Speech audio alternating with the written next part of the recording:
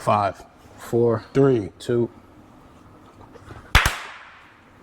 Welcome back to the Push the Issue podcast, recording live from the S-Works Lounge, which might be reworked and renamed the S-Works Studio.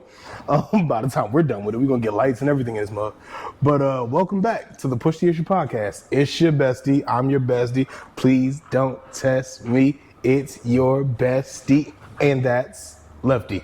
What's going on, y'all? How y'all feeling today? If we get a theme song, I think we might be able to get that off. Yeah, I just got to work on a couple things, couple people, and so forth. Like Will Smith's daughter, who owns that song. Yeah. So, I mean, getting sued by Will Smith over copyright. That's a big deal. He ain't gonna slap me like he did Chris Rock, so. Will Smith, if you're watching, what's up? So, anywho, how was your week, bro?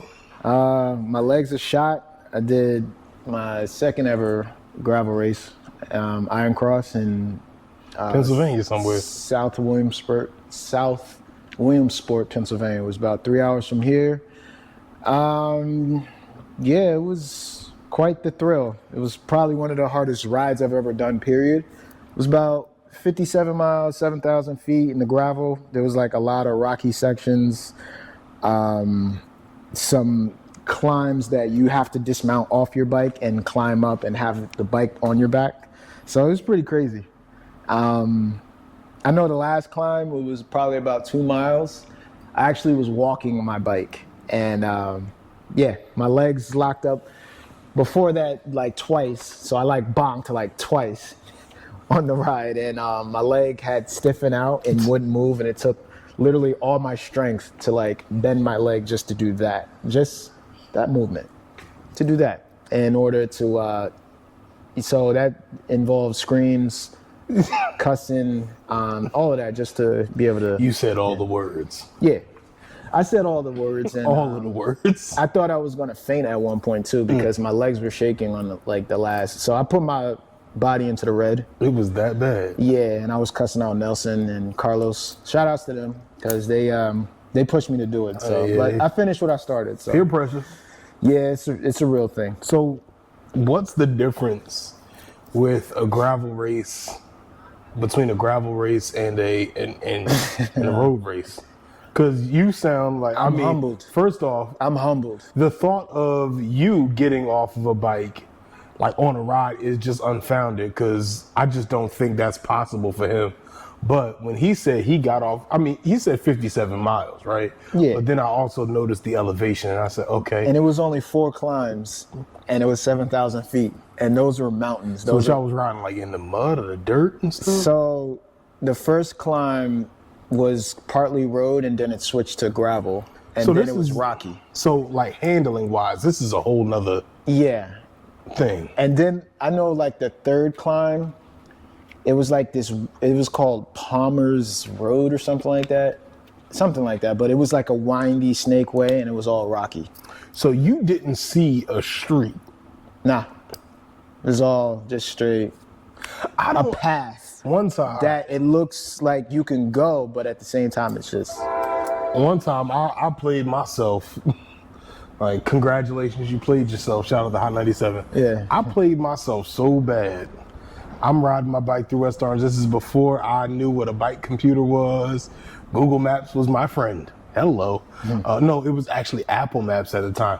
Don't use Apple Maps for cycling. Bad idea. Google Maps is better, but also what is better than that, getting a bike computer. And stop by your people at Hilltop Bicycles in the Rose City of Madison, New Jersey to get your bike computer.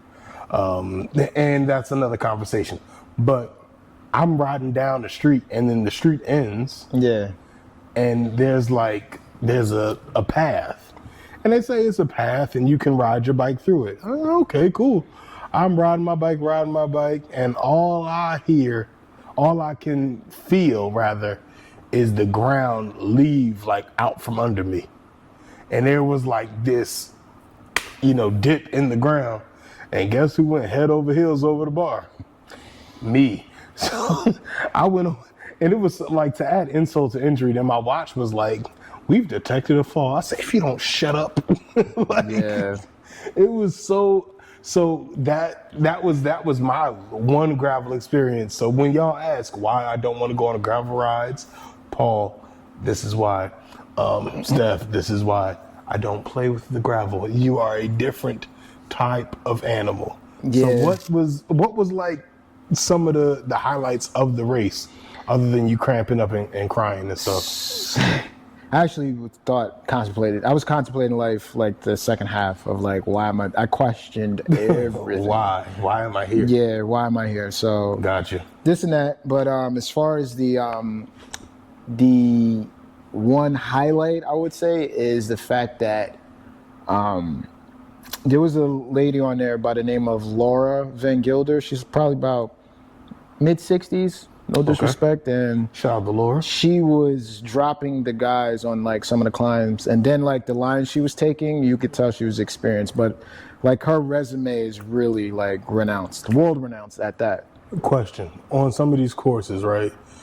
Some like Prospect Park, Yeah, right? that's yeah. But like on this gravel course, did you just raw dog the course, or did you? Nah, I actually reconned 30 miles of it, of like sections. So we did like 2 climbs, and it was about 26, 27 miles, and that was 3,000 feet of climbing.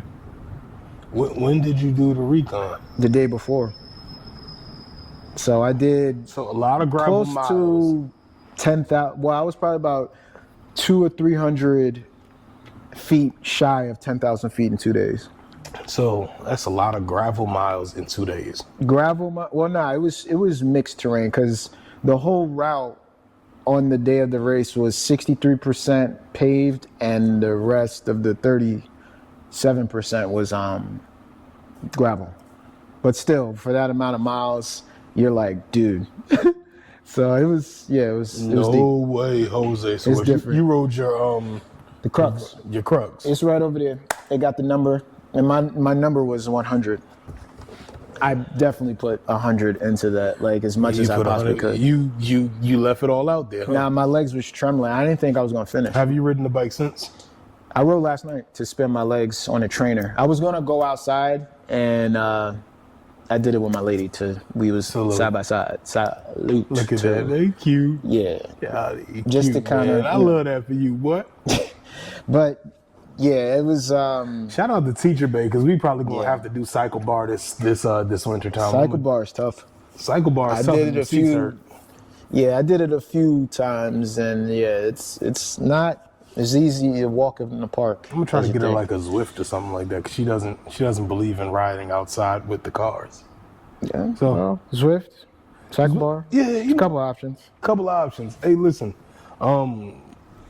update for me. What you got? Work. Work has been working, life has been lifing, but I'm happy to be back at the S-Works Lounge, the S-Works Studio. Happy to get it in and provide content for you all, because there is nothing other than riding our bike that we desire to do more than give you guys a wholesome podcast to listen to. Something for your minds to step to. Step two. Step two. Step two. Shout out to Timberland. But we got topics for the week. And got? I guess this episode would be called The Industry, because everything in the news has been about The industry. this industry. Yeah. First the Fat Boys break up, then Jay and Dame ain't make up, and REI has closed 3 stores near us. Yeah. If you didn't know, the Rose City of Madison, New Jersey, where Hilltop Bicycles is located, is in the metropolitan New York area. And REI, big, well-known brand in outdoor sports, very, very important brand in outdoor sports. They have their flagship store in Manhattan. They have another store in Paramus, and That's gone. another store somewhere else in northern New Jersey. And they provide climbing gear, outdoor climbing gear, outdoor running, hiking, all everything, outdoor. everything you want to do outside, you can go do and go find or get your wheels spinning so to speak, at REI. But they've closed up shop for these 3 stores in this area. And I don't know like what that says for the industry of outdoor sports. Because you saw a large, not a large, you saw large swaths of people really try to get outside during the pandemic, whether it was cycling, whether it was hiking. And Steph enjoys going cycling and hiking, and I enjoy cycling, and I'm going to start doing the whole hiking thing. Way less than you, but REI. As long as you do something, it's not. Yeah, you got to do a little something. But REI was the spot to go to. And what does that say for the industry? What do you think that says for the industry when places like that, like there's a brand called Decathlon, right? Yeah. And they're the outdoor sports brand in England. But REI is the outdoor sports store in the US. So what does that say for REI when they're closing up their flagship store? Just seeking other options as far as trying to justify that. Like, I know online probably has a lot to do with that as well. Not just the fact that there's other bike shops there. Yeah. Or that's just a subcomponent of what REI sells. I would say one of the biggest competitions is online. And that's from your experience working in a store? Just in sales in general, because the thing is, like, if you look at Woodbridge Mall, there's like all the stores are currently like gone. Yeah. The building is still there, like it's still under contract. Yeah, Livingston Mall, that's gone. So, you know, Lord and Taylor, Macy's, like all those different avenues of stores, they're like slowly dwindling away because of online. So the in-store model, the in-store approach is on a decline. A decline, and I think that it's going to plateau out with smaller, like, places centrally focused. Like there's not going to be like the one big box outdoor store anymore. There's going to be like the Hilltop Madison bike shop where you go get your bike shop. There's going to be like the Fleet Feet running store or running hiking shoe store where you get all of those needs from there. I don't know if there will be a centrally located one-stop shop where you can get all of your do's and don'ts for all of these particular outdoor sports. With that being said, I got my first bike from this REI store. So this story is particularly, I guess, kind of important for me because that's how I got my start. I went to the store, I ordered the bike online during the pandemic. I ordered the bike online and went to go pick it up. And they had it ready for me, or I thought they had it ready for me, and I paid the money for the bike. And I got to the bike, I got to the REI store, and I said, "Where's the pedals? Where's the pedals? How am I gonna ride? Did y'all didn't put the pedals on? Where's the pedals?" And the guy kindly told me, he said, "Oh, did you pick a pair of pedals?" I said, "No, where's the pedals for the bike, man? Give me the pedals." I'm sitting there about to start riffing that buddy. He's like, "These bikes don't come with pedals." Excuse the hell out of me. Why doesn't the bike come with pedals? I just purchased the bike. I thought that pedals were a part of the bike. I'm riffing on the guy now. And he very, quickly, told me that no. And then I had to calm myself down a little bit and go pick out a pair of flat pedals, like a little BMX rider I was. And he put the pedals on the bike. I picked the cheapest ones and they broke within about a day or two. They broke. But I had a bike and then I had to buy another pair of pedals, like some metal ones. But the whole REI experience, like when you walked into that store, it was like you saw the REI bike shop and they had everything that you could ask for. They didn't have the best bikes. I didn't know any better, but they didn't have a great choice of bikes. But they had everything that you could. I'm sure their running selection, backpacking selection, all of that was really great. Cycling selection, as far as bikes were concerned, left a lot to be desired as I grew to know like what I was getting myself into. But it's kind of sad to see a place that I got my start in, really with the whole cycling thing. It's kind of sad to see it go, but Like you I guess said, that's the industry. I mean, like you said, it's gonna plateau at some point because I feel like you have to touch and feel certain different product just to see what exactly you're getting. What like that, sticks? yeah. That there's that clientele base there where you have to, because then I get calls all the time, like with online stuff. Oh, is my order in? Can I return it? You know, you get all these different scenarios that happen, and then like if they do get it online, like for us, for instance, they have to do it through Rider Care, through Specialized, because if they bought it online, it's buy online, ship to store. Like we actually technically don't have nothing to do with it. We just like, so they have to go through Rider Care, and then they call us and be like, oh, do you want to keep this stock in your store because they're returning it? We refunded them. You're just like, yeah, we'll sell it eventually. Keeping in tune with what you just said about returns, we spoke again about the industry. This is the second podcast in a row we've been speaking about this cycling industry. We spoke about CSC components, and they were dropping, they were ceasing operations, and they were the warranty. They were the carbon providers for companies like Bontrager, Trek, Chris King Components, Yeah, a few companies. and a few other companies. One of the companies I've heard, Trek obviously just moved around some parts and they're completely fine. I don't necessarily know what's going on with Chris King. Sorry for my terrible journalism on that one. But Revel, from what I've read, they got a lifetime warranty back through a company called Industry 9.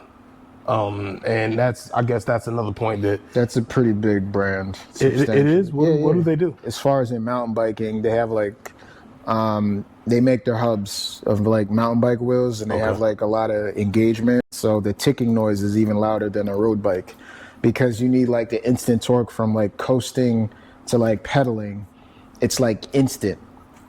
So Off topic. because you're going uphill and climbing, you know, crazier terrain.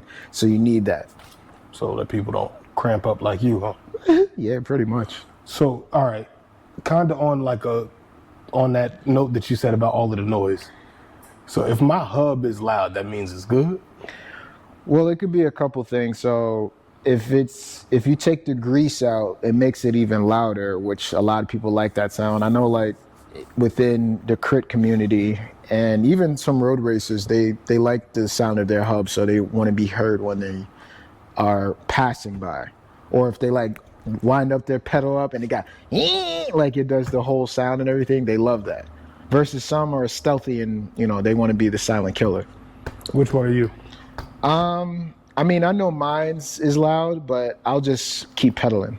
Okay, so you'll keep it quiet. Yeah, I'll keep it quiet. Speaking of racing, What about it?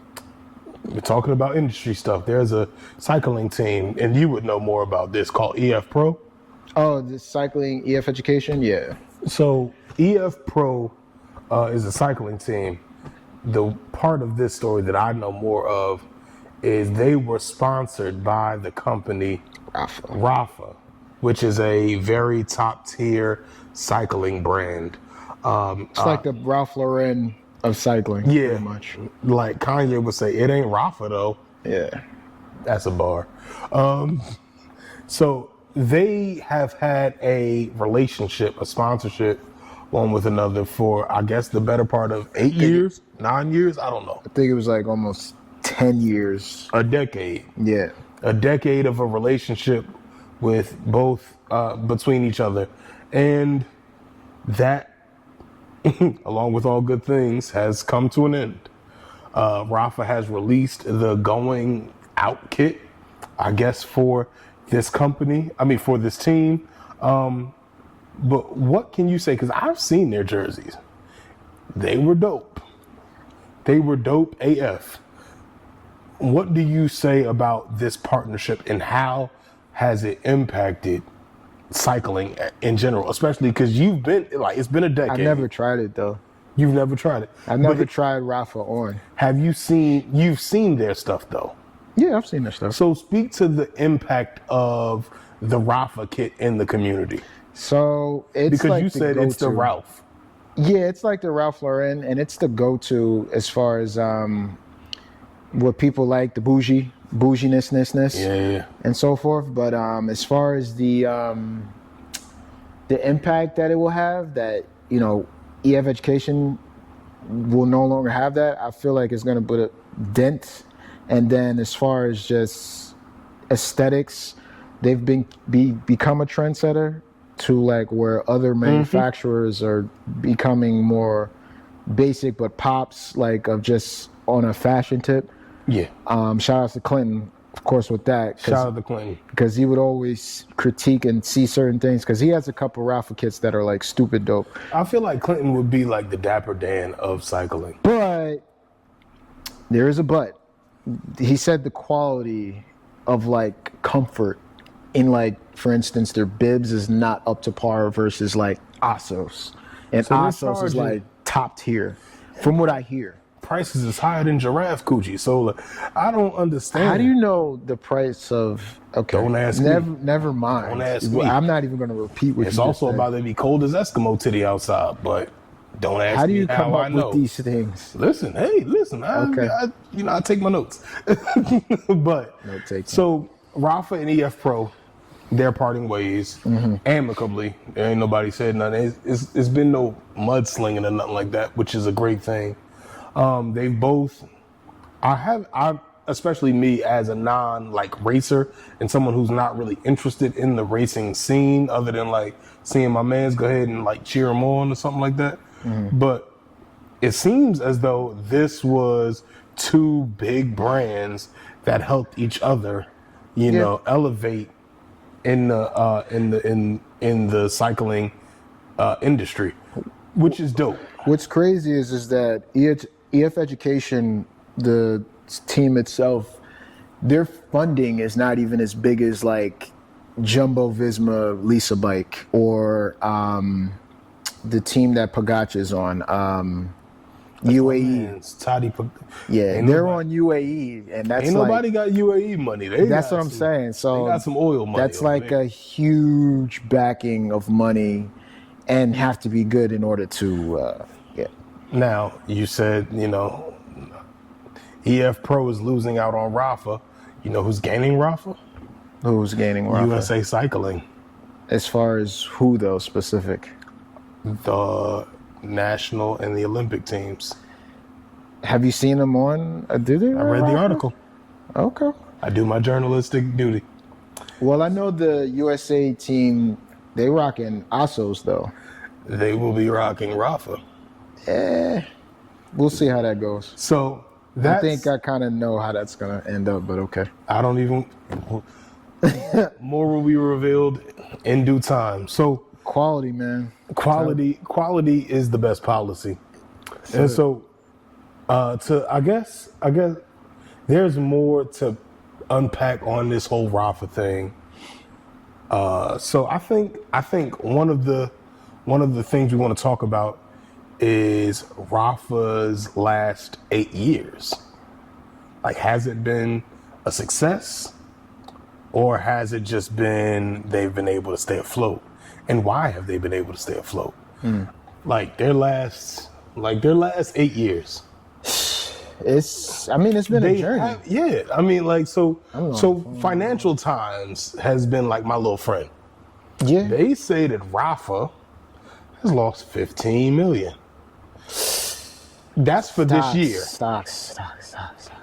Yeah, definitely. Stocks. Stocks. Yeah. So if you lose 15 million in a year, That's a right? dent. That's a lot of money. Yeah. For any clothing brand, that's a lot of money to lose. Couple that with the fact that they have never been profitable. Yeah, that's Rafa, for all intents and purposes, is the Ralph of cycling, yet has never been profitable. Even when people were saying Rafa needs to go easier on some of the pricing, right? yeah. I mean, Rafa actually doubled down and said there will never be discounted Rafa products. So, I can't find that. I don't know Well, I do know how they're surviving. I don't know how that's a feasible brand or a fiscally responsible brand, I guess, if that's the right term to use. I don't know how that works, but I kind of do know how it works. Walmart. And no, Walmart will not be selling Rafa to you as you do all of your grocery shopping. Rafa will not be there. That's a special order. That's a special order. They also have, I don't know if I've mentioned this before, they actually have a brand called Viathon. And it sounds like a transformer from, it sounds like a Decepticon. Right. Viathon. Like literally that's the name. Decepticons, unite. And they have like gravel bikes, road bikes, mountain bikes. And they all have like SRAM, 12-speed, Shimano, 12-speed. Viathon is whose brand? That's Walmart's brand. Look it up. I'll look it up for you. Either. I just flew your head off. That's crazy. I bought a bike from Walmart. Nah, but Either way. This is different. Either way, the Walmart, me alluding to Walmart really is saying that because the sons of, I think, the founders of Walmart, they own Rafa. And that is how Rafa even operates in the red with high prices and low, like that's not a successful brand. That's not success, like money wise, financially, that's not a successful brand. That's not a successful company. If you're operating in the red, that's not successful. But when you have a couple dollars, 8 years in the red, you got play money. You never know what that can lead to. Hey, you know what's crazy? Where is the biggest cycling community in the States? Bentonville, Arkansas. Where is Walmart? Yo, I do my homework. Where is Walmart located? Arkansas. Bentonville, Arkansas. Interesting. Yeah. Guess where those guys live? In Arkansas. Look at that. Walmart launches high-end Viathon brand. Told you. Boom, boom, boom, boom. Do they still sell bikes or what? That was an article in 2019. I did actually one of the services of one of the bikes that just left last week. She has a Viathon. That's crazy. And she used, I think it's a road bike or a gravel bike. Anyway, but yeah. Wow, I gotta look it up. I'm gonna send you this link so you can do some more journalistic integrity over here, man. Airdrop. Hey, thank you, brother. So I think that's we've come to a conclusion. That's how Rafa is staying in business. Again, their prices is higher than Giraffe Coochie. Why would you say that? Just you never seen the price of a Rafa jersey, bro? It's another bike. How much is How much is the price of a Rafa jersey that you've seen? Bro, I was like, yo, I like the matching jersey and the jersey and the bib tights or whatever, the thermal ones. I looked it up. I was like, yo, I'm gonna pull a move out and saved up a little bit. I'm gonna get a Rafa be fancy like the fancy people. That thing said $400 for the jacket. I said, hell to the no. Yeah, that's about right. Hell to the no. That's when I went down a rabbit hole. I'm like, yo, Rafa discounts. They don't give discounts. And I did mention they don't play that. I mentioned what's the name before? Asos. Their skin suits can get up to about $600 to $1,000. But it's just like arrow. At this point, just ride butt ass. Superman. Nah, it literally feels like if you want to be arrow, just take your shirt off, just ride butt ass, bro. Put on a good pair of boxes and you good to go. Nah, but that's the thing. Because $1,000 not on the actual bike is crazy. Like, you better be sponsored at that point. Yo, salute to companies like Neo Pro. Salute to all of your local bike shops that have things at a reasonable price. Because some of this stuff is outrageous. I'll tell you this. Now that we're coming into like the off season and it's getting cold in the tri-state area, one brand that I would say that it's worth buying is Gore-Tex. And they've kind of depleted because of Zwift and everybody that wants to ride inside, because that's been an investment. So their stock went down and Gore-Tex bike wear. Okay. So- Off of that, But just on a side note, yeah. dress for the winter. How do you dress? How do I dress for the winter? Dress for under 50 degrees. Under 50 degrees, wool socks, shoe covers, toe covers, and a shoe cover. Okay. It's if it's windy, yeah.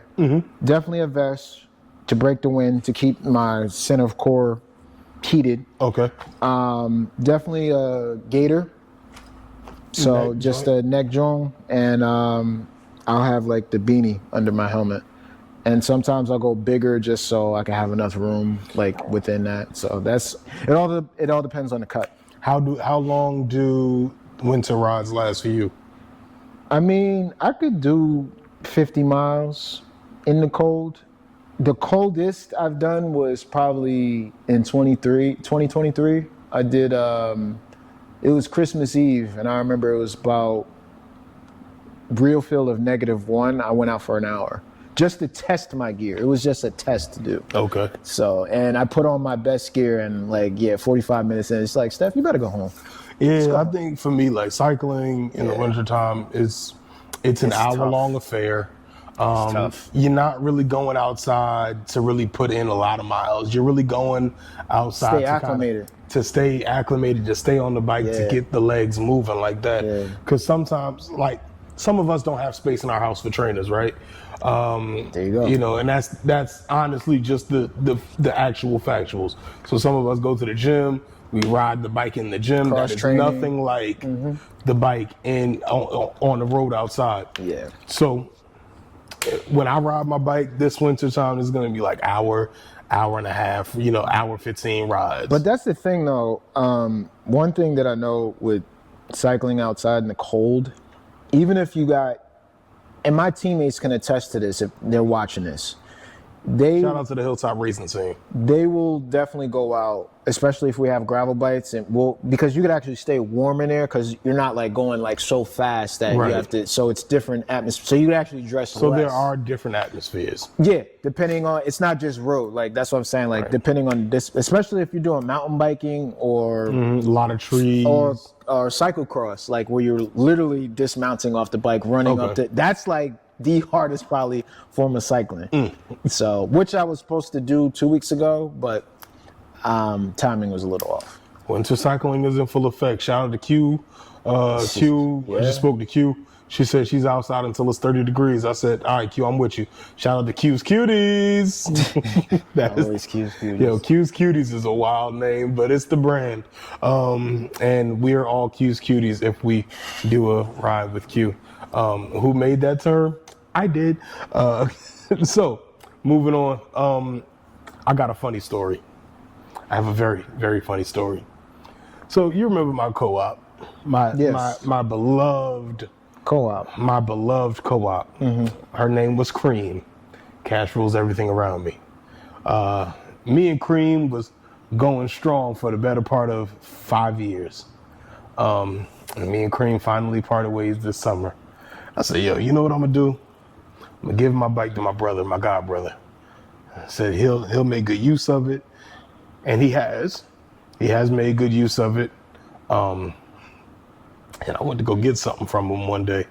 I said, hey, bro. I said, how's the bike going? He said, man, pedaling on that thing is hard. I guess it don't have no gears. I said, what do you mean it doesn't have gears? He said, don't all of the bikes that go real fast not have gears? They just have one gear and you got to pedal real hard.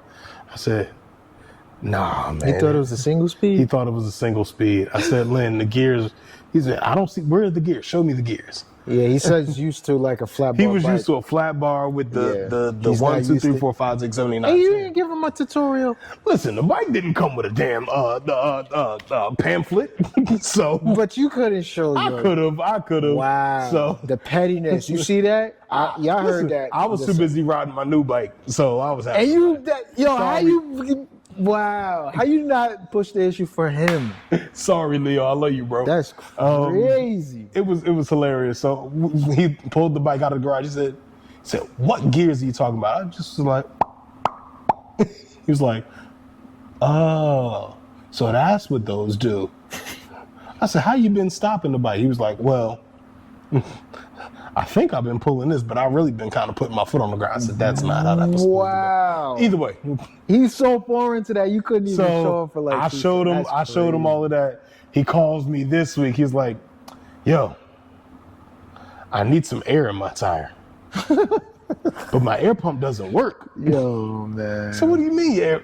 I was like, oh, it's suppressed the valve. He said, I don't know how, like, it won't attach to the air. You pump. just dropped the bike off. I Be just like, all dropped right, it. bro, have a good one. Let's Have a take good care. time. Take Like, you good care just of it. threw him to the wolves. I did throw him to the wolves. That's crazy. So he went and got it. I think he went and got a new pump today from Cranford. Oh, nice. All right. Salute. Salute. Either way. So now he's like, yeah, I'll just go see Josh. I'll get what's. I was like, yeah, it's right there. Go to Cranford. Either way, Lord. shout out to Cranford for taking care of my bro. And yeah, that was funny as hell because like I'm pretty certain that he's gonna kind of get like a little addicted to having that be another form of exercise for him because he was a track star.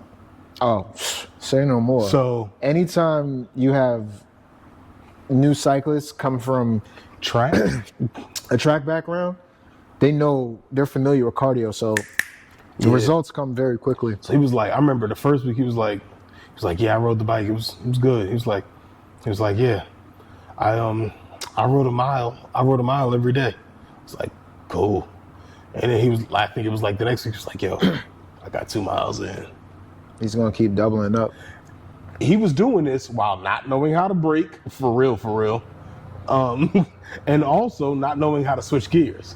Now that he knows learn. how to switch gears. Yeah, he's gonna literally learn from the ground up, like literally. He do. So Whose fault is it? that Whose fault is it? How are you supposed people, to know how to ride? I don't know. What do you mean you don't know? You're supposed to give him a tutorial. Like, Listen, yo. did I get a tutorial? But you couldn't give you. That's crazy. Okay. I'm just saying. Okay, outside of that, last, I guess, bits and bobs. What do you think about the Oakley Facebook Meta glasses?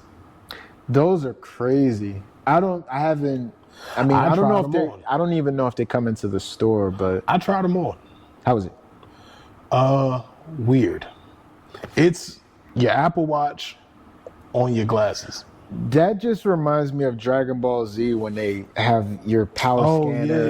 yeah. That's I pretty much remember what, that. I forget the specific name, but that's pretty much what that I remember reminds that. me Who's that? Vegeta. Vegeta. Vegeta used to hate Goku. Yeah, to the max. I Yeah. still watch it from time. Anyway, that's like my childhood. That's like childhood. Scar and Mufasa. Yeah, pretty much. Man, Those were some good times. Some good times. those were the best of times. Yeah. So Cartoon Good. Network, gone. Toonami, gone. I still listen to their music on YouTube and blast it on my Now some of the tracks is dope though. Ladybug be ready to hit you upside the head with Nah, she don't be saying nothing. You can sure? ask her. Positively. something. I'm gonna ask her. Nah, she'll probably be like, Yeah. you change something? Go ahead, get honest. Get honest, Playboy. Listen here. Yeah. That couch is yeah, sleep on the couch. right. Too funny. Listen, look.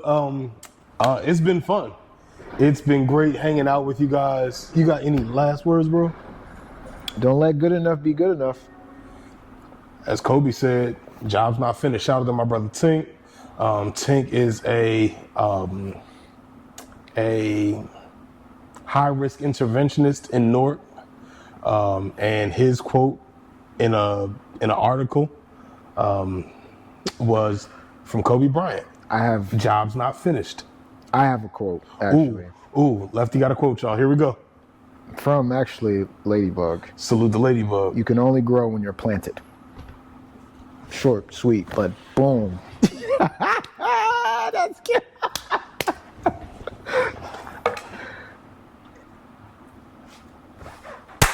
Bye.